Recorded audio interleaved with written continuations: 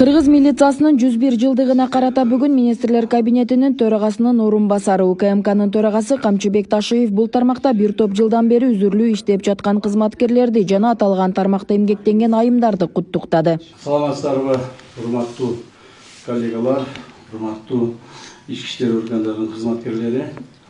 Бүгүн сиздерди ошо майрамыңыздар менен куттуктоо үчүн атай чогултуп отурам бул жерге. Кыргыз Республикасы Улуттук коопсуздук мамлекеттик комитетинин жана жеке өзүмдүн атымдан сиздерди Кыргыз милициясын түзгөн күнү менен чын тилимден куттуктаймын. Милиция кесиби өлкөбүздөгү эң олуттуу жана маанилүү кесиптердин бири. Өлкөбүздүн тарыхында ички иштер органдары калыптануунун жана өнүгүүнүн узак, катаал, түйшүктүү жана ардактуу жолун басып өтүштү. Үлгүлүү күржүмөн салтка ээ болуп, мыйзамдуулукту, коомдук коопсуздукту жана жарандардын конституциялык укуктарын камсыздоо жаатындагы мамлекеттин маанилүү институту катары ички иштер органдары өлкө коопсуздугуна татыктуу салым кошууда. Кыргыз милициясынын кызматкерлери ар дайым мекенчилдикти, чыдамкайлыгы, эрдиги жана жогорку кесипкөйлүгү менен айырмаланып келген. Күн сайын коомдук тартипти, жарандардын укугун коргоп, сиздер бүгүн коомубузда сый урматка жана жогорку ишенимге татып келесиздер. Мекенибизге чын жылдан таза кызмат кылуу, мыйзамдуулукту жана коомдук тартипти сактоо, жарандардын укуктарын жана эркиндиктерин тийиштүү коргоо сиздердин түздөн түз милдетиңиздер. Ошондуктан бул чоң жоопкерчиликке мамлекетибиздин жана кадырман элибиздин алдында патриоттуулук сезими менен бекем турушуңуздарды баса белгилеймин. Өзүңүздөргө белгилүү болгондой, өлкө жетекчилиги мамлекетибиздин коопсуздугун жана туруктуулугун камсыз кылууга, күч жана укук коргоо түзүмдөрүнүн дараметин жогорулатууга, материалдык техникалык базасы чыңдоого жана социалдык тиричилик шарттарын жакшыртууга өзгөчө көңүл бурууда. Урматтуу кызматкерлер, бүгүнкү сыйлыктар өлкөбүздөгү мыйзамдуулукту жана коомдук тартипти чыңдоого кошкон салымыңыз. Саламатсыздар, урматтуу кыргыз элим. Мен Кудайбердиев Абдонурду басуулум. Абдонурум азыркы убакта 6 жашка толду. Балам, эч кандай сөздү сүйлөй элек. Сүйлөшүнө себепкер болуңуздар кыргыз элим. Эл арасында сүйлөп, күлүп жүргөнгө не жетсин. Кыргыз элим, жардамыңыздарды аябаңыздар. Турция мамлекетинде операция болот деген үмүтүбүз бар. Врачтар кепилдик берип жатат, операциядан кийин сүйлөп кетет дейт. Үмүтүбүз бар кыргыз элим, сиздерден үмүтүбүз чоң. Жардамыңыздарды аябаңыздар. Кайдыгер карабаңыздар. Абдонурумдун диагнозу МВПР синдром. Мындай балдар сүйлөп кетет дейт. Биздин операциябыздын суммасы $49,700. Азыркы убакта бизде 1 миллион сом чогулду. Берген аманатыңыздарды алып жатабыз кыргыз элим. Бизден кайтпаса да Аллахымдан эки эселеп кайтсын сиздерге. Мындан ары да жардамыңыздарды аябай баламдын сүйлөп кетишине себепкер болуңуздарды суранам кыргыз элим. Кайдыгер карабай жардамыңыздарды аябаңыздар. Реквизит номерлер өзүмө караштуу. Мбанк Зинат деп чыгат 0333. Россия өлкөсүнөн котором деген мекендештерге Сбербанк бар 3798 Урумбек деп чыгат. Алдын ала Аллахым разы болсун сиздерден. Кайдыгер карабай жардамыңыздарды аябаңыздар. Сиздерге болгон ыраазычылык. Ошону менен бирге сиздердин милдетиңиздер мыйзамдуулукту, коомдук тартипти, жарандардын конституциялык укуктарын коргоо экендигин ар дайым жүрөгүңүздө бекем тутуу абзел экендигин белгилеп кетем. Кызматыңыздар бир эле жогорку кесипкөйлүктү гана эмес, мекенчилдикти, мыйзамдуулукту, моралдык бекемдикти, сабырдуулукту жана адамгерчиликти талап кылат. Кесиптик майрамыңыздар менен куттуктап, мындан ары да жарандарыбыздын мыйзамдуу укуктарын коргоп, мамлекетибизге, элибизге ак ниет, таза жана татыктуу кызмат кылышыңыздарга ишенем. Ден соолукта болуңуздар, жооптуу кызматыңыздарда ийгиликтерди, үй бүлөңүздөр ынтымак, бакубат турмуш каалайм. Рахмат көңүл бурганыңызга. Андан соң бир катар кесипкөйлөргө атайын кызматтын башчысы тарабынан сыйлыктар тапшырылды.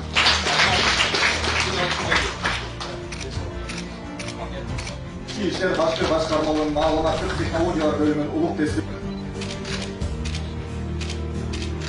Кезинде бул тармак аянычтуу абалга кептелип, коррупцияга малынган кызмат катары коомчулуктун аң сезиминде калыптанып калганын айткан УКМК башчысы учурда алар үчүн түзүлүп жаткан мүмкүнчүлүктөргө токтолду. Аны улай мамлекет мындан ары да кызматкерлердин иштөөсү жана кызмат өтөөсү үчүн ыңгайлуу шарттарды түзүү менен катар социалдык коргоо жагын жакшыртууга жана милициянын материалдык техникалык базасын чыңдоого өбөлгө болуучу чараларды ишке ашыруу улантыларын кошумчалады. Негизинен бул жерде биз жанагы башкаруучу өлкөдө жашасалар чакырбастан жалаң ушул кызмат кылган кызматкерлерди чакырууга аракет кылдык. Эми баарын батырыш өтө кыйын, милицияда Кудайга шүгүр адамдар көп, кызматкерлер көп. Бирок ошондой болсо дагы ушул Бишкек шаарында иштеген биздин ГАИ кызматында, да, биз эскиче ГАИ деп үйрөнүп калганбыз. Ушу ГАИ кызматында иштеген биздин кыздарыбыздын баарын чакыргыла деп мен сурандым эле. Кыздарыбызды бир сыйрак туктап кое берди. Өзүңүздөр жакшы билесиздер, ушу майрам күндөрүндө биздин эркектер булар медаль алууну, звание алууну, алкыш алууну, ушу кагаздарды жакшы көрөт, Кыздарыбыз болсо гүл менен конвертти жакшы көрөт. Ошондон сиздердин ар бириңиздерге бирден гүл конвертти таркатып коюуга уруксат этиңиздер, таркатып. Сиздерди көрүп турабыз, мына айрыкча кыздар, биздин карындаштарыбыз, келиндерибиз, мына сиздер кызматыңыздар аял киши болсоңуздар дагы ошого карабастан оор кызматтарды иштеп атасыздар. Мен көпчүлүгүңүздөрдү көчөдөн көп көрүп калам.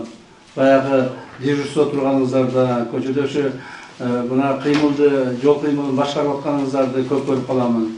Өзүмүн мындай кызматтык машинамда баратканда дагы кээде таңгамал, кээде кечинде түнү да туруп каласыздар, кээ бир кыздарды көрүп калам. Анан кызматтык машинада башка өзүм жеке машина минип алып, же болбосо мындай баягы оперативный машина минип алып да мен көп кыдырам да. Ошондо да көп көрөм кыздардычы. Кыздар ушу жакшы иштейсиздер, рахмат баарыңыздарга. Мындан ары ден соолукта болуп жакшы иштеңиздер, ишиңиздерге ийгилик болсун. Ушунчалык дүйнөдөгү көп кесиптердин арасынан эң оорун тандап алган силерге рахмат. Эң оор кесип тандап алган. Эмесе силер иштейдиган кесиптер көп. Бирок ошого карабастан мамлекетке, элге кызмат кылам деп иштеп атасыздар. Негизинен өзүңүздөр көрүп атасыздар, акыркы жылдары мына ушул жерде отурганыңыздар көпчүлүгүңүздөр 5 жыл, 10 жыл, 15 жыл, 20 жылдан бери иштегендер бар араңыздарда. Негизинен акыркы жылдары мамлекетибиздин чоң өзгөрүүлөр болуп атканын көрүп атасыздар. Урматтуу президентибиз, мамлекетибиздин куралдуу күчтөрдүн башкы кол башчысы Садыр Ожоевичтин алдыбызга койгон талаптарында негизги маселеси ушу коргоо органдарында иштеген, күч органдарында иштеген биздин кызматкерлердин каралбай кеткендигине биз президентибиз өтө көп кейиди да. Каралбай кетишкен. Алардын турмушу, турмуш шарты, айлык шарттары, социалдык шарттары, кызматтык абалдары, ушул имаратынан баштап колдонгон аспаптарына чейин. Бул эми техникасы бар, вооружение, боеприпасов, военный техника дегенде ушунун баардыгы каралбай кеткендигине өтө көп кейиди президентибиз. Жана биздин алдыбызга ушундай тапшырмаларды койду. Мамлекет күчтүү болуш үчүн, мамлекет стабилдүү болуш үчүн, мамлекеттин ички жана сырткы коопсуздугу сакталыш үчүн сөзсүз түрдө биз ушул коопсуздук жаатын иштеген кызматкерлерди камсыз кылышыбыз керек болуп калды. Ошол маселенин үстүндө көптөгөн кызматтар аткарылды. Мына сиздердин министриңиздер Улан Ниязбеков алдагы өтө көптөгөн жумуштарды аткарды. Негизинен ушул мына өзүңүздөр көрүп атасыздар, имараттар жаңаланып атат. Керек болсо формалардан бери, туура кийген ушу амундированиябыздан бери жаңаланып атат. Айлыктарыбыз жаңаланып атат, тамак-аштарыбыздан бери баардыгы жаңаланып атат. Анан биз дагы ушу улуттук коопсуздук мамлекеттик комитети сыртта карап турбастан өзүбүздүн көптөгөн жумуштарды бүтүргөндөн кийин ушул ички органдарга, то есть милиция кызматкерлерине жардам берейин деген максатта көп иштеп атабыз. Жерлерде роудуларды салдырып берип атабыз, техникаларды алдырып берип атабыз, жана башкаларга жардам берип атабыз. Себеби бул коопсуздукту камсыз кылуу баарыбыздын жумушубуз. bir эле органдан эмес, же бир эле бир жетекчинин эмес, баарыбыздын кызматыбыз ушул. Ошондуктан сиздерге ыраазычылык айрыкча ушул биздин карындаштарыбызга, мына кыздарыбызга отурасыздар. Эжелерибиз жок болсо керек, бизден улуу эч ким жок болсо керек бул жерде. Жең негизинен баардык карындаштарыбыз, кыздарыбыз отурасыңар. Жакшылап иштей бериңиздер, ишиңиздерде ийгилик болсун. Чынында айтыш керек,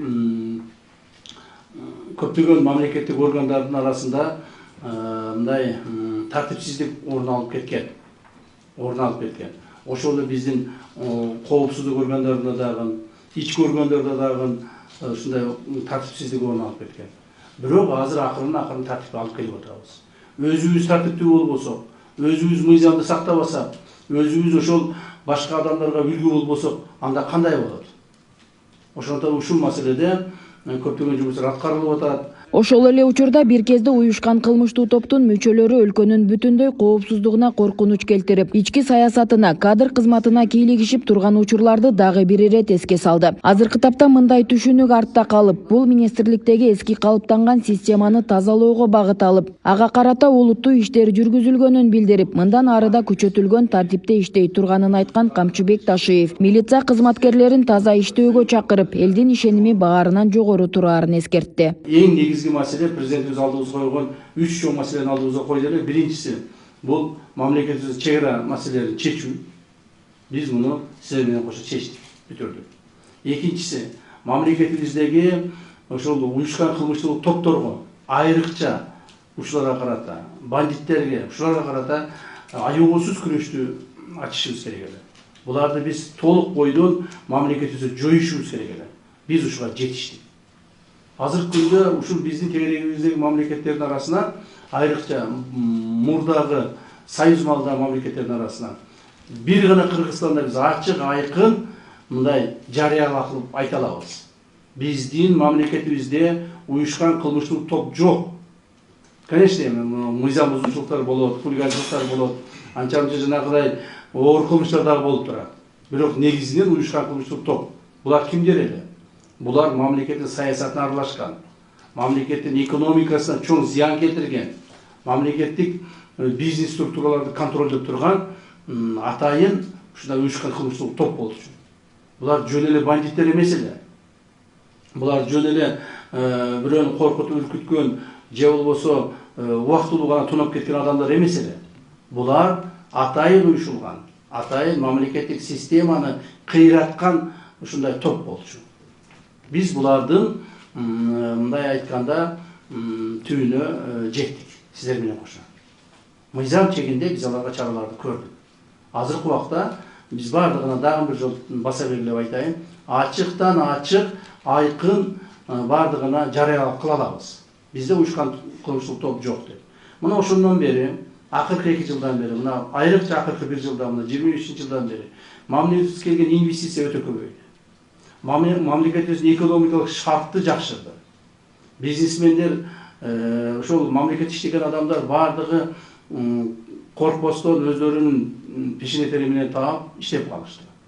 Ушуларга шарт түзүлдү. Мен силерге бир мисал айтайын, ушул боюнча мына милиция кызматкерлери силер ар биринен ушул жумуштар менен мындай ар дайым сталкиваться этип жүрөсүңөр. Бул бир мисал. Мына ошол эле биздеги жанагы так называемый вор в законе. Камчы Көлбаев боюнча. Акыркы маалда президентибиз эле айтты. Алда чакырып айткан, ал кишиге да ошол Көлбаевге айткан, Матраимовго айткан, токтоткула депчи. Кылмыштуу ишиңерди токтоткула. Токтобосоңор биз чараны колдонобуз. Дегенде алар ой биз болду бүтүрдүк, эч нерсе кылбайбыз деп жүрүшүп кайрадан күчөп кетишти. Акыркы маалда мына мен силерге бир мисал айтып берейин. Биздин бир министр ыйлап келди магачы. Ыйлап келди. Эмне болду? Кече дейт, олтурсам телефонума жанагы бир мындай видеозвонок келип калды дейт. Видеозвонок келсем туугандарыбыз же башкаларбы деп баса калсам эле дейт, ар жагында Көлбаев турат дейт. Көлбаев туруп эле сразу айтты дейт. Ушу мону жумуштарды бүтүрбөй турган болсо, эртеңден баштап азабын тартасың. Ыйлап келди мага мына мен өзүмө. Так? Анан мен айттым, мен кетем, айрызын азыр жазам деп. Жоқ, тоқта, кетпейсің. Мен саған жооп берем, кетпейсің, иштейсің. Деп аны алып қалып, анан кейін чара көрүүгө милдеттүү болдук да бизчи. Алар кимдер депутат болуш керек, кайсы партиялар өтүш керек, ким парламентке барыш керек, ким кайсы шаарга мэр болуш керек, ошондон бери чечип калышкан да. Мына ачык эле айтыш керек, милицияда көп жылдар бери иштеп кеткен балдар бар. Милицияларды тимеле тоготпой эле калышкан. Гаилерди такыр тоготпой калышкан. Ал эле эмес, гаилерди эле эмес. Мына конторада отуруп, ушулар менен тынымсыз иштеп аткан коопсуздук кызматкерлерин тоготпой калышкан. Көпчүлүгүн өздөрүнө буруп алышкан. Так, көпчүлүгү ушу биздин конторага да кирип кетишкен. Мен канчадан бул жерди тазаладым. Күнү-түнү иштеп отуруп. Так. Милицияга канчасы кирип кетишкен бардыгы. Жакын жолоп, жанына барып сүйлөй алышпай калган. Биздин генералыбыз деген кыйындарыбыздын бардыгы. Ошого сүйлөй албай калышкан. Ушундай оор акыбалда калып кеткен биздин мамлекет. Урматтуу туугандар. Мына ошондон Кудай буйрса биз чыктык. Эми негизги маселе, президентибиздин алдыбызга койгон негизги маселе коррупция менен күрөшүү. Коррупция менен күрөшөбүз, жана анда аягына чыгарабыз. Көпчүлүгү баягы биз ОПГ менен күрөшөбүз, биз буларды тартипке тартабыз десек, ошол маалда менин үстүмөн көбү күлүшкөн. Көбү айта берет туруп, кайдан эми ой, Көлбаевка жеткичекти, анын бандиттер жоклугу жакты өздөрү жок болуп кетет деп. Күлүшкөн үстүбүздөн. Мына азыр ситуацияны көрдүңүздөр өзгөрдү. Коррупцияга да ушинтип күлүп атышат. Азыр да канча күлгөндөрү бар. Буга чейин күлгөндөрү азыр унчукпай калышты. Коррупция менен күрөшөбүз, коррупция менен күрөшө албайсыз, коррупция силерди жеп жок кылат депчи. Жок. Биз коррупцияны да мыйзамдын чегинде өз ордуна коебуз. Коррупция деген мамлекетибизде болбош керек. А коррупция болбош үчүн биз мына кызматкерлерге жакшы мамиле кылышыбыз керек. Кызматкерлердин жашоо шартын, айлык акыларын, жана башкаларын жасап беришибиз керек. Биз аны түшүнөбүз, толук жоопкерчиликти сезебиз. Ошондуктан мына майрамыңыздардын алдында мен сиздердин же болбосо милиция кызматкерлеринин кемчиликтерин айтпай эле коеюн. Жетишкендерди айтуу менен сиздерди дагы бир жолу куттуктап кетемин. Ишиңер жоопкерчиликтүү, биз чогуу иштейбиз, чогуу жүрөбүз. Мен азыр сиздерди карап туруп бардыгыңарды ушунча кыз формада турса өзүм сүрдөп кетип атамын. Сиздерденчи. Ошондуктан сиздер өзүңөрдүн ошол ак эмгегиңерди мыйзам бузгандарга каршы багыттагыла. Так, биз колдоп турабыз. Эгерде кайсы бир маселе болуп калып, же кайсы бир мыйзам бузуучулукка, же болбосо мындай деп кой, жанагы акыйкатсыздыкка туш келип калсаңыздар, менин эшигим ар дайым ачык. Мен мына советтигим бар, Элтерес деген. Ушул кишиге телефон чалып айтсаңыздар, мен убактым болгондо чакырып кабыл аламын. Ар бириңерди кабыл алууга даярмын. Мен иштөө режимим билесиздер, уландыкы да ошондой, улан Ниязбеков да ошондой. Күнү-түнү бизде жанагыдай келип калдым, келбей калдым, же болбосо эрте кетем, кеч кетем деген жок. Күнү-түнү иштей беребиз. Так? Мен азыр эле өзүмдүн Альфа кызматкерлерин кабыл алдым, аларга да айттым. Силер менен сүйлөшүп атып, мен азыр уйкум келип атат, уктагым келип атат. Себеби мен саат 5-те турганмын, таңга маал. Так? Азыр мына сиздер менен сүйлөшүп коюп эле, буквально 1 сааттын ичинде кайрадан дагы учуп кетишим керек. Жумуш ушундай напряженный, өтө көп. Макулбу? Силер бизге ишенгиле. Биз сиздерге эгерде кайсы бир акыйкатсыздык болуп атса, ошону аягына чыгарып беребиз. Мыйзамдын чегинде. Биз эми ар бирибизге Алла Таалам, Кудайым мүмкүнчүлүк берди, убакытты берди, ушуну туура пайдаланып, эл иштеп калайлы. Мейлиби? Ошол рахмат эми. Мен силерге мындай жөнөкөй сөз менен түшүндүргөнгө аракет кылдым. Рахмат баарыңызга. Ал эми мамлекет башчысы жана УКМК төрагасы тарабынан жасаган эмгектери эске алынып, бүгүнкү сыйлыкка татыган кызматкерлер жетекчилерге ыраазы. Бүгүнкү алган сыйдыгыбыз боюнча улуттук коопсуздуктун төрагасына чоң ыраазычылык билгизебиз. Биздин милициянын 101 жылдыгына байланыштуу ушул жерде атайын тандалган кызматкерлерди чакырып туруп сыйлоо иретинде берди. Мынакей мени медаль берип атат. Мен аябай ыраазымын. Кыргыз элине будан кийин буга чейин дагы азыр дагы кызмат кылабыз. Кыргыз Республикасынын президентине, УКМКнын төрагасына жана кабинеттер министринин төрагасына, анын орун басарларына жетекчилигине абдан чоң терең ыраазычылык билдиребиз. Биз абдан кубанычтабыз. Биздин кылып жаткан кичинекей эмгегибиз абдан сыйланып жатканга биз терең ыраазычылык билдиребиз. Мындан өлкөбүздүн мындан ары өнүгүшүнө биз өзүбүздүн колубуздан келишинче кичине болсо дагы салымыбызды кошо беребиз. Мындан ары да кошобуз. Ата мекен үчүн кызмат кыла беребиз. Белгилей кетсек, 1924 жылдын 1-ноябрь күнү Кара Кыргыз автономиялуу облусунун революциялык комитети тарабынан административдик бөлүм түзүлүп, анын курамына облустук милиция башкармалыгы да кирген. Бүгүнкү күндө бул дата кыргыз милициясынын түзүлгөн күнү катары белгиленип келет. Нурзат Кочункулова, Майрамбек Ардибилал уулу, Регион, Бишкек.